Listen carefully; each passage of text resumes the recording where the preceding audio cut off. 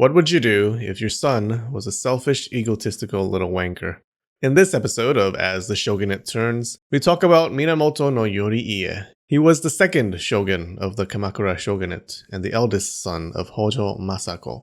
Masako didn't have a close relationship with her son Yoriie. He was raised not by her, but by his multiple menoto, or guardian families. She didn't have much chance to see him, and even when they did meet, his guardians were there. Ever since Yoriie was born, these families had all been massaging his bum, hoping for a whiff of power once he succeeded his father, the first Kamakura shogun, Minamoto no Yoritomo.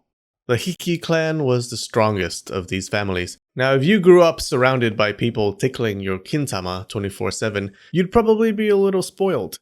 Yoriie became selfish and hard-headed, and had a strong bond to the Hiki family that raised him. In 1199, the shogun Yoritomo was thinking back with pride at the military government that he created. But he should have been doing less thinking and more paying attention because he fell off his horse and died. That's right, the leader of the great Minamoto clan, known for their horse archery, died by falling off his horse.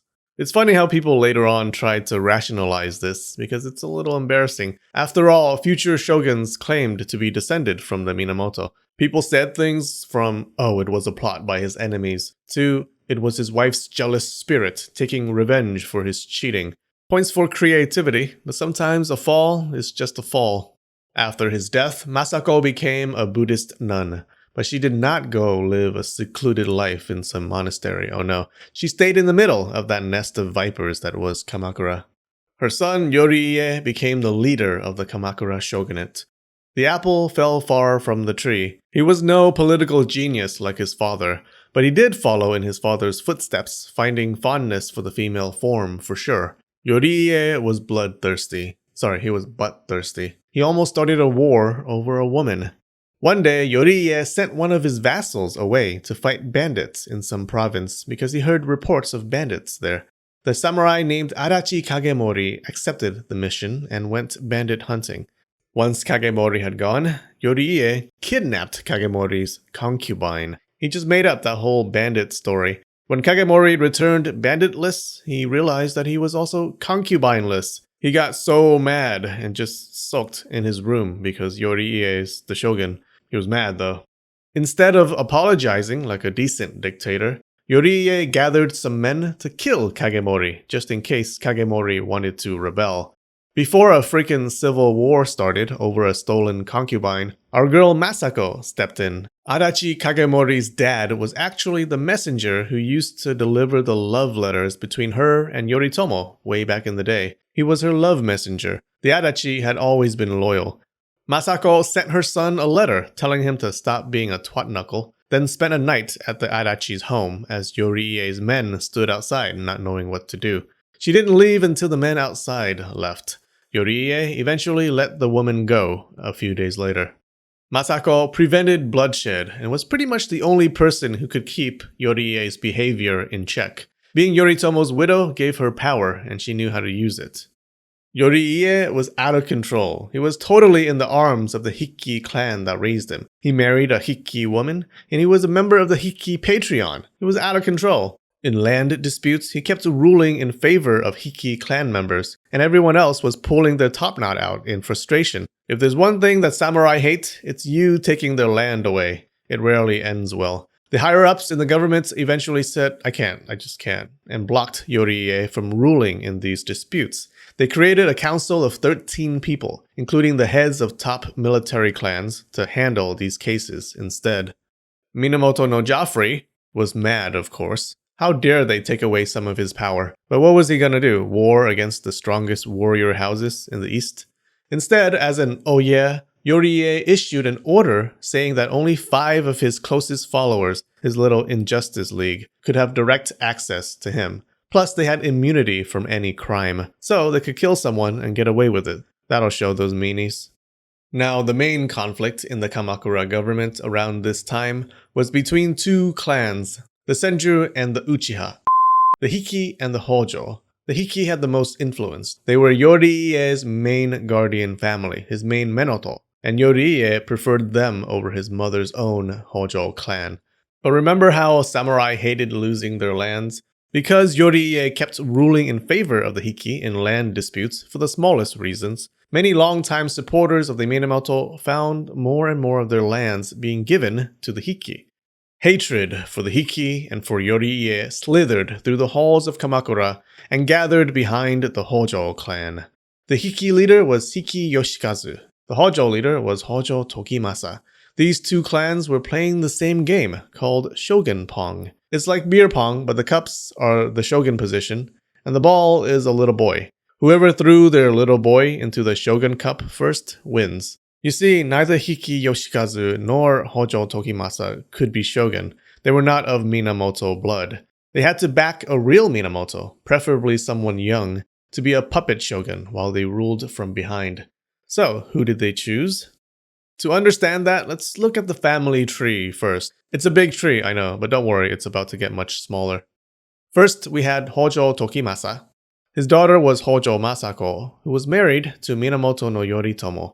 Masako and Yoritomo's eldest son was Minamoto no Yoriie. They had more kids, but this tree is about people who matter. Yoriie's main guardian family, his main Menoto, was the Hiki, headed by Hiki Yoshikazu.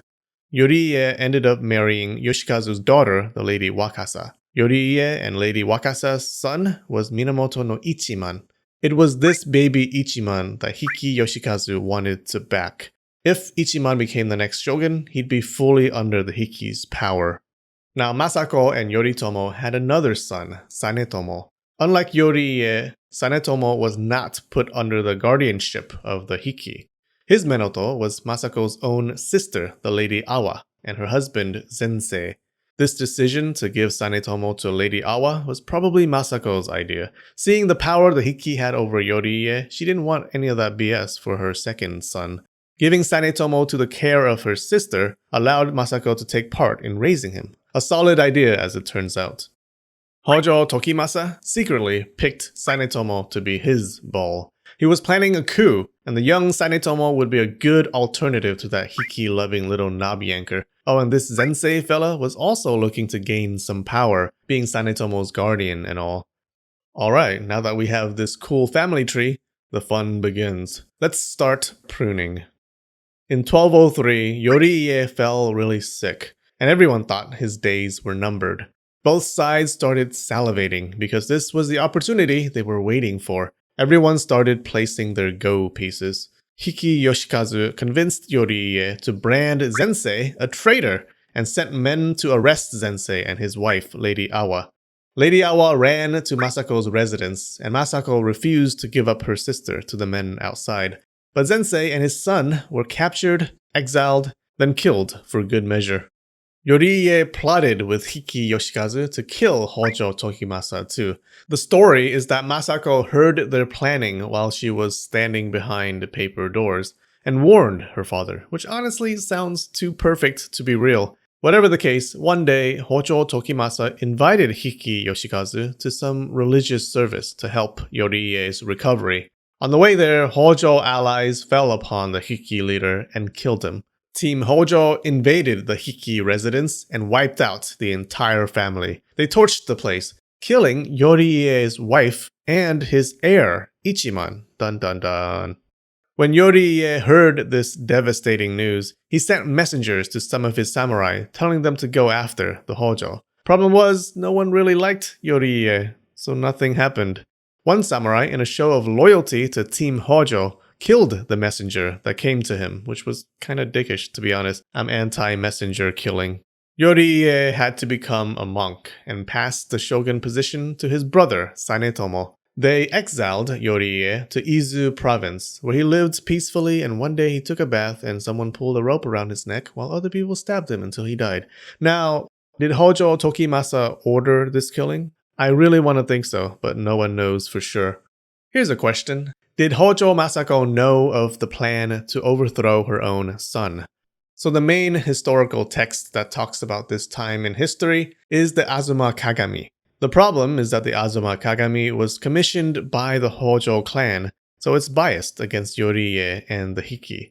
Now, just because it's biased doesn't mean we dismiss everything in it. It just means we need to question its words, as with any text. The Azuma Kagami tells us that it was Masako who ordered the attack that deposed her son and killed her grandson. Because remember, Ichiman was her grandson.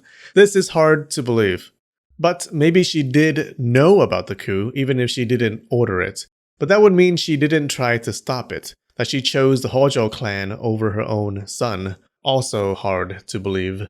There's another hypothesis, though. Yoriie was really sick, and everyone thought he was about to take a long vacation to the underworld. If Masako believed that her son would die anyways, then she wasn't choosing the Hojo over her own son. She was choosing the Hojo over the Hiki. And she was choosing her other son, Sanetomo. One other thing we should question is how terrible Yoriie actually was. History is not kind to the second Kamakura shogun. He was a tyrant who spent his days playing games and seeking the arms of women. He had no positive qualities at all, says the biased Azuma Kagami. It was awfully convenient that the Hojo saved the country from this terrible, terrible guy. His terribleness must have been exaggerated, but to what extent, we don't know. Alright, today's quiz question is this. How many swords had Benkei collected when he met Yoshitsune? Answer in the comments and you may win one of these. Tomorrow I'll choose a random winner from among the correct answers. Good luck! Okay, we have 2 new patrons this week. Millennial Meat, that's quite dirty, and Arthur Nielsen. Thank you guys. Alright, I love you and spread the knowledge.